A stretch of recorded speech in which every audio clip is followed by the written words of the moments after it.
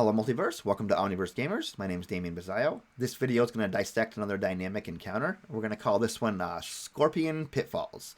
This is from the game Deep World Absconders. It's actually from episode 3, which I just posted recently. So the group is basically traveling through the Underdark, escaping Dark Elf slavers, and they're third level in the Underdark, so it's, you can imagine it's pretty tough, and I got to find encounters for them that are not completely overwhelming, but also, it enforces the idea of the danger of the Underdark, basically. And this is just a map that I drew in crayon on my end rolls. If you see my end roll video, this is a simple map. I'll show you how I draw it in a second here. This is an example of a way to have a three-dimensional combat on a two-dimensional map that's literally made of crayon. But in their minds, and the way you describe it, and the way you draw it, this is a three-dimensional combat with lots of stuff going on, even though it's literally just a simple encounter with Scorpion. So we'll switch over to my thing, and I'll show you me drawing the map here as I'm describing what they're seeing. I just kind of draw loosely with crayon. I little lines to signify this cliff goes up. I mean, it's obviously without any exposition, this looks like nothing, but as I'm describing it, it makes it, and then they move a little farther in, and when they come in, I start to draw the pit. So they see that this guy, the one in the front here, is a mole man, so he has tremor sense. So he knows up ahead there's a kind of a pitfall. There's a big pit,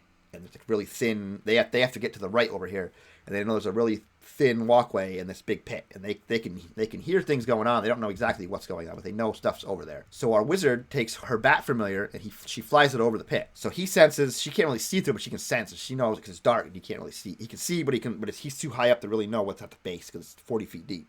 She just knows that whatever it is beyond his range. And she hears all this clicking, clacking, and like this smell of just rot and just nastiness. And they deliberate, and they just keep deliberating, and I just keep drawing, and they're describing things and the ambiance of the room, and they just keep deliberating. And eventually, they're like, what are we gonna do? So eventually, I'm like, these scorpions, there's scorpions down this pit, and we know this. They're waiting for the people to get onto the ledges, then they're gonna come attack. But as they're waiting, they're literally kind of hanging out on the edges here.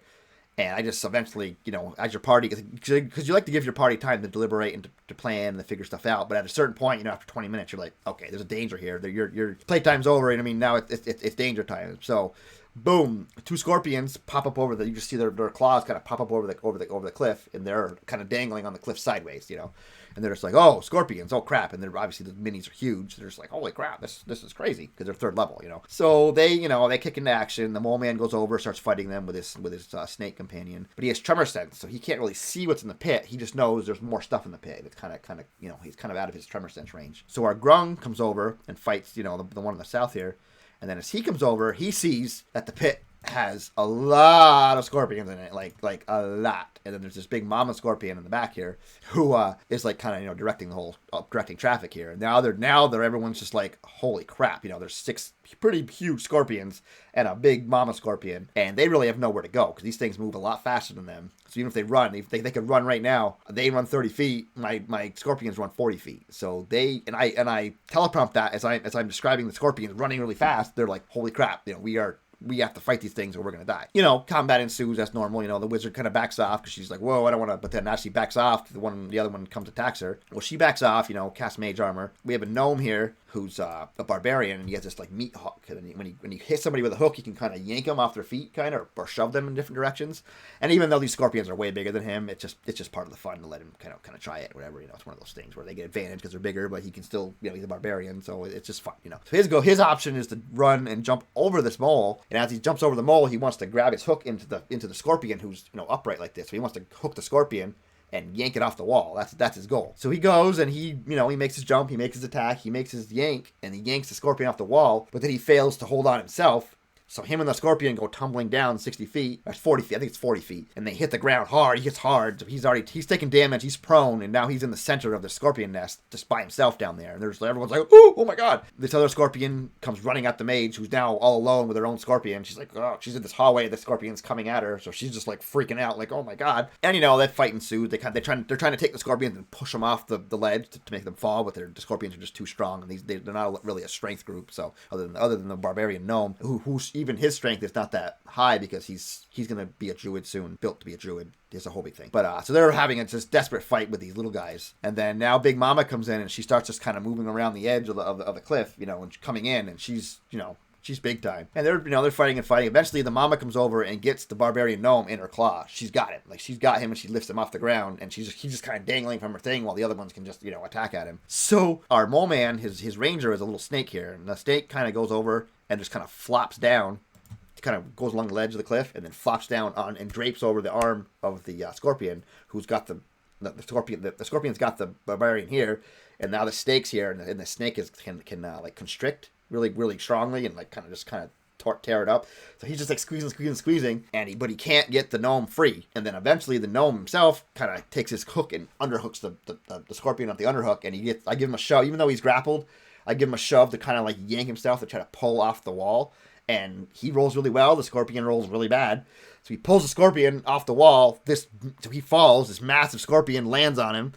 The snake lands in this big tumble. That's where they take more damage. Now they're down in the pit, just kind of in rough shape. In the meantime, the mage Misty steps away and kind of gets some more cover, but the stink chases her. But she's a little more protected now between her friends here. It's not as bad. But then the mole man is one of the scorpions grabs him by the leg and yanks him right off the wall. So now he is now pulled into the pit. So now they're both in the pit and everything. This Grung's up here trying to fight whoever's left. Mage is over there, like magic missile, whatever she can do to hit these to help.